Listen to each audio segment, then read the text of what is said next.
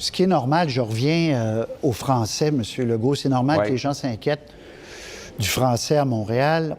En même temps, vous avez aboli le PEC et il y a des francophones de Belgique. Je ne sais pas si vous avez vu en fin de semaine dans le Journal de Montréal, il y a d'autres, nous, on a eu d'autres cas aussi il y a 2 semaines, de francophones, des médecins ou des pharmaciennes qui ont choisi le Québec, puis là, qui ne savent pas s'ils vont devoir partir ou pas. Il y en a une qui veut aller en Ontario.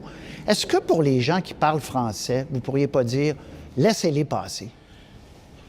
Bien, parle français. Là, Je parle français, des oui, Français. Oui, parle français à la maison, parle français au travail. Une Belge. Oui, OK.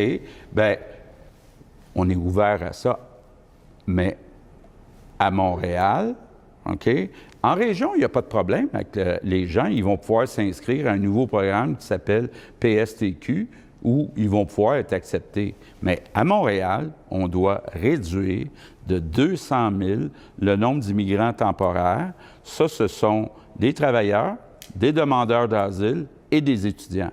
C'est malheureux, là, encore une fois. Le problème, c'est pas les étudiants, c'est pas les immigrants, c'est le nombre. Okay. 200 000 de plus en 2 ans, ça n'a pas de bon sens, ça dépasse notre capacité d'intégration. OK, mais pour ceux qui parlent français, je m'adresse au premier ministre. Ouais. Devant des cas aberrants, M. le premier ministre. Bon, il y en a qui pourraient dire, il y a aussi l'intégration à nos valeurs, l'égalité homme-femme, la laïcité. Donc, Ben là, des Ukrainiens qu'on a accueillis. Ben là, il faudrait les regarder un par un.